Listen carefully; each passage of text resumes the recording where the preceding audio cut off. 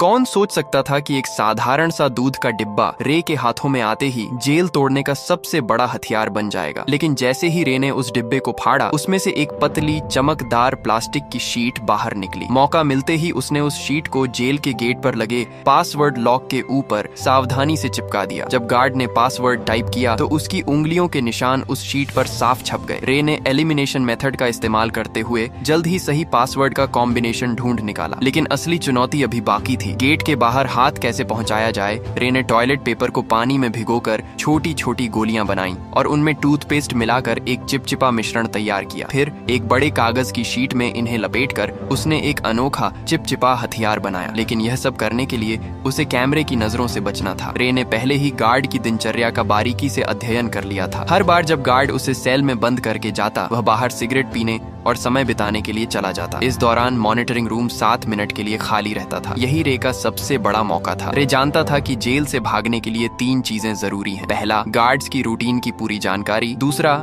Jail के ढांचे का सटीक अंदाजा। और तीसरा, बाहर किसी भरोसेमंद साथी का होना। रे ने पहले 2 चीजों पर पकड़ बना ली थी। उसने जेल के पास एक कमजोर जगह भी ढूंढ निकाली थी, एक फायर स्टेशन जो जेल की दीवार से सटा हुआ था। रे के पास ब्लैक सेल की लोकेशन का भी पता था। सब कुछ दिमाग में सेट करने के बाद उसने अपने प्लान को अमल में लाना शुरू किया। उसने जानबूझकर एक कैदी पर हमला कर उसे घायल कर दिया। जैसा उसने सोचा था वैसा ही हुआ। गार्ड्स ने उसे सजा के तौर पर ब्लैक सेल में डाल दिया। जब गार्ड खाना देने आया, रे ने चुपके से कागज की गोली छोटी खिड़की के ताले में डाल दी, जिससे वह आसानी से खुल गई। पासवर्ड सिर्फ 4 अंकों का था, जिसे रे ने चुटकियों में क्रैक कर लिया। ब्लैक सेल से निकलते ही उसने मॉनिटरिंग सिस्टम को हैक कर 1 मिनट पुराना फुटेज चला दिया ताकि गार्ड्स को कुछ पता न चले। इसके बाद उसने फायर स्टेशन से जुड़ी वेंटिलेशन पाइपलाइन को खोज निकाला। जब गार्ड्स सिगरेट पीने में व्यस्त थे, रे उस पाइप के रास्ते रेंगता हुआ बाहर निकल गया। बाहर उसकी साथी पहले से ही तैयार थी। उसने एक छोटी कार में विस्फोट कर दिया, जिससे फायर अलार्म बज उठा। गार्ड्स ने सीसीटीवी फुटेज चेक की,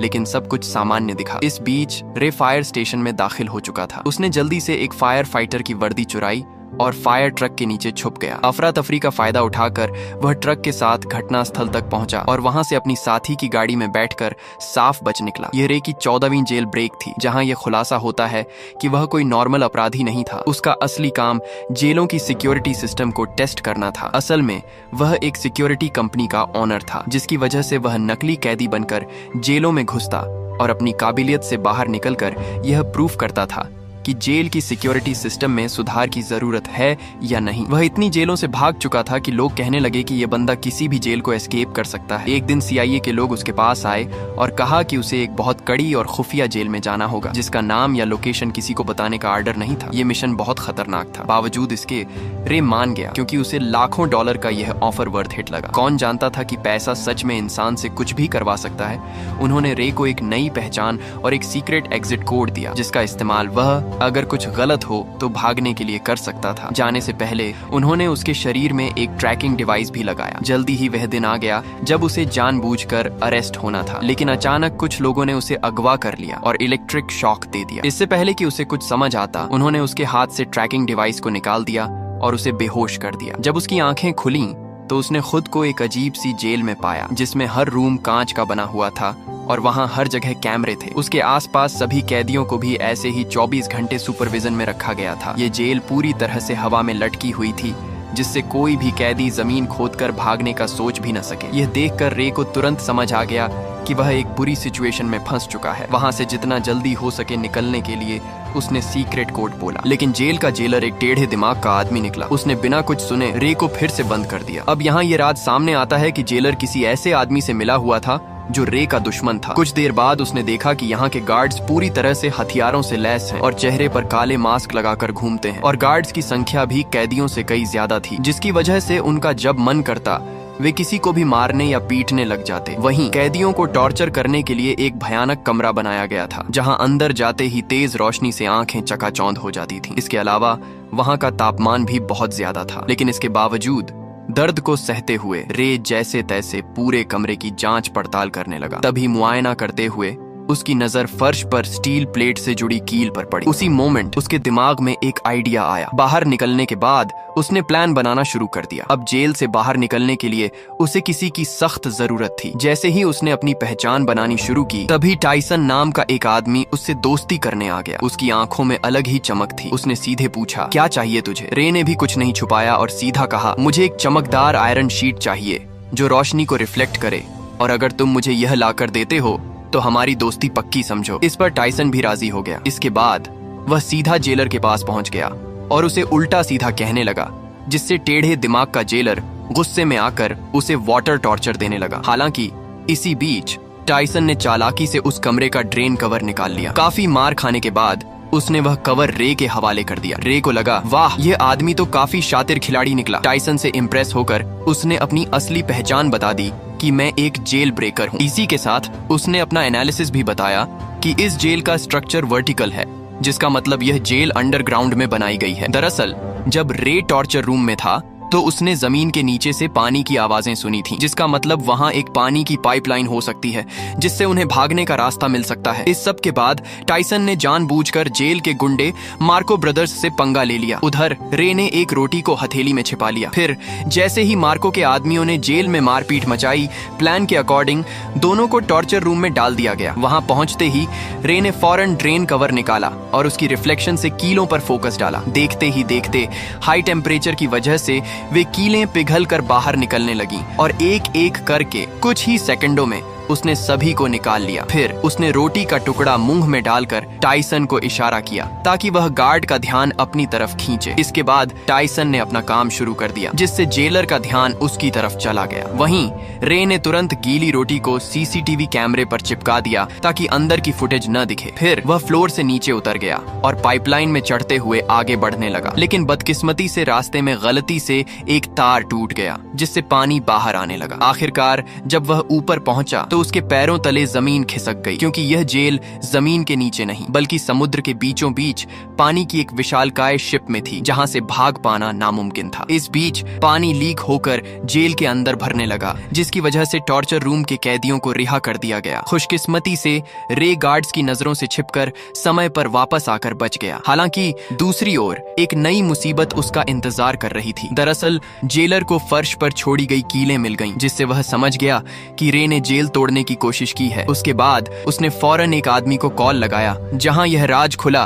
कि रे को इस जेल में फंसाने वाला कोई और नहीं बल्कि उसका बिजनेस पार्टनर लेस्टर निकला, जिसने कंपनी के लालच में आकर यह साजिश रची थी। अब अगले दिन किसे पता था कि रे के ऊपर टॉर्चर के बादल मंडराने लगेंगे। जब जब वह सोने की कोशिश करता, गार्ड्स उसे जगा देते और इसका फायदा उठाकर वह उसे खूब मारते पीटते भी थे। ऐसे ही कई दिन बीत गए। रे पूरा दिन बेहोशी और थकान में रहता। आखिरकार उसकी हालत देखकर गार्ड्स उसे रोज मेडिकल रूम ले जाने लगे। कितने जख्म, कितनी दर्दनाक यादें, कितनी टूटी उम्मीदें, फिर भी वह अपनी लड़ाई लड़ता रहा। डॉक्टर भी उसे देखकर दंग हो जाता था। कुछ दिनों के बाद टॉर्चर का सिलसिला खत्म हो गया और उसने फिर से प्लान बनाना शुरू कर दिया। दरअसल खाना खाने के बहाने वह टेबल के नीचे चोरी छिपे एक डायरेक्शन बताने वाली डिवाइस बनाने लगा। इसी दौरान उसने मार्को से मिलकर उसे अपनी टीम में शामिल कर लिया, जिसके बाद तीनों ने मिलकर एक ताबड़तोड़ प्लान बनाया। प्लान के हिसाब से मार्को भाई ने जेलर से झूठ बोला कि मेरे पास खुफिया जानकारी है जो मुझे डेक पर जाकर पहुंचानी है। यह सुनते ही जेलर ने उसे डेक पर जाने की परमिशन दे दी। अब वहां पहुंचते ही मार्को ने डायरेक्शन डिटेक्टर से मेजर करना शुरू कर दिया, मगर रे के लिए इतना काफी नहीं था। उसने नोटिस किया कि फ्लश करते वक्त पानी घड़ी की उल्टी दिशा में घूम रहा था। अब सारे डाटा को एनालिसिस करने के बाद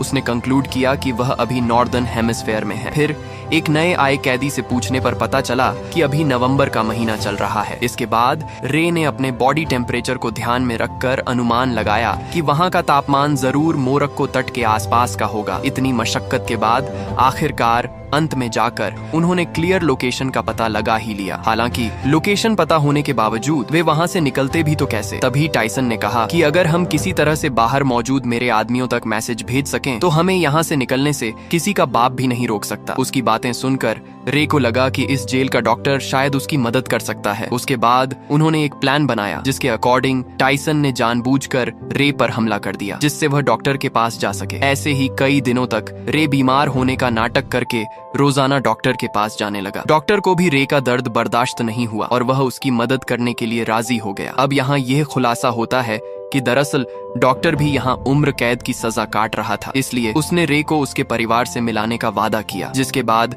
उसने गुप्त रूप से रे का मैसेज टाइसन के आदमियों को भेज दिया। सारी तैयारी हो चुकी थी। तभी रात को जेलर ने देखा कि रे दीवार पर कुछ टैप कर रहा है। असल में यह मोर्स कोड था और जब जेलर ने इसे डिकोड किया तो लिखा मिला कि कल सुबह सी ब्लॉक में दंगा होने वाला है। यह देखकर जेलर के पसीने छूटने लगे। उसने तुरंत सी ब्लॉक में 3 गुना सिक्योरिटी बढ़ा दी। अब उसे कौन बताए कि यह तो रे का मास्टर स्ट्रोक था। असली दंगा तो उसके अपने ब्लॉक में होने वाला था जहां सिर्फ 2 गार्ड्स ही बचे थे। अब जल्दी ही अगली सुबह 2 गैंग्स आपस में भिड़ जाते हैं। इस हंगामे का फायदा उठाकर रे, टाइसन और मार्को वहां से भाग निकलते हैं। तभी भागते भागते रे कैमरे के सामने आकर जेलर को चिढ़ाता है। गुस्से में आकर जेलर सभी गेट्स को बंद करवा देता है। फिर तीनों पाइपलाइन के रास्ते से जेल की छत की तरफ चढ़ते हैं। जब वे डेक के बिल्कुल पास पहुंचते हैं तो उनका रास्ता एक इलेक्ट्रॉनिक गेट से बंद हो जाता है, जिसे खोलने का बस एक ही रास्ता था कि पूरी जेल का पावर ऑफ कर देना। इस जोखिम भरे काम से सबको वापस पकड़ा जा सकता था। वहीं दूसरी तरफ जेलर ने मोशन डिटेक्टर के जरिए उनकी लोकेशन ट्रेस कर ली और फिर सारे गार्ड्स उनके पीछे लग गए। तभी भागने के दौरान मार्को को गोली लग जाती है। वह समझ जाता है कि उसका जिंदा बचना अब मुश्किल है, इसलिए वह अपने साथियों को भागने को कहता है और अकेले गार्ड्स को रोकता है। जैसे तैसे रे नीचे पावर रूम तक पहुंचकर पूरे शिप का पावर ऑफ कर देता है और ऊपर गेट खुलते ही टाइसन तुरंत डेक तक पहुंच जाता है। खुशकिस्मती से वहां हेलीकॉप्टर भी पहुंच चुकी थी, लेकिन टाइसन के मजबूत इरादों की वजह से वह रे को अकेला छोड़कर जाता भी तो कैसे। उसने मशीन गन उठाई और सामने आने वाले गार्ड्स पर गोलियां चलानी शुरू कर दी। वहीं दूसरी तरफ रे छुपकर पानी के एक टैंक में घुस गया जहां उसे ढूंढ पाना मुश्किल था। यह देखकर जेलर ने तुरंत आदेश दिया कि शिप को दोबारा रिस्टार्ट करो, जिससे जिस पानी के टैंक में रे छुपा था वह अपने आप फ्लश होने लगा, जिससे रे फौरन समुद्र में जा गिरा। रे का दिमाग देखकर जेलर के तो होश ही उड़ गए। वहीं इधर टाइसन ने एक बंदूक उसकी तरफ फेंकी। रे ने तुरंत कैच किया और कुछ गोलियां फायर कर दी, जिससे जेलर के पीछे रखे तेल के ड्रम फट गए। इसी के साथ जेलर की वही मौत हो गई। अब सब कुछ शांत हो गया और वे दोनों अफ्रीकन तट पर पहुंच गए। अचानक सामने से एक गाड़ी आई जिसमें से एक लड़की उतरी। वह लड़की और कोई नहीं बल्कि जेसिका निकली, जिसने रे को यह मिशन का ऑफर दिया था। तब रे को पूरी बात समझ आई। ये सारा प्लान टाइसन की बेटी का था। दरअसल जेसिका ने अपने पिता को बचाने के लिए उसे जेल में भिजवाया था और रे की चालाकी से उसे बाहर भी निकलवा लिया। आखिरकार रे के चेहरे पर एक प्यारी सी मुस्कान खिल उठी और ऐसे ही संघर्ष और हार न मानने के जज्बे से वे लोग अपने परिवार से वापस मिल सके। यही मुलाकात इस खूबसूरत फिल्म का अंत बन गई। तो दोस्तों, आशा है आपको कड़ी मेहनत और उम्मीद से भरी ये मूवी पसंद आई होगी। अगर पसंद आई है तो प्लीज नीचे आ रही इन वीडियोस को भी जरूर देखें और वीडियो को लाइक करके चैनल को सब्सक्राइब कर लें, जिससे आपको और भी मूवीज देखने मिल सकें।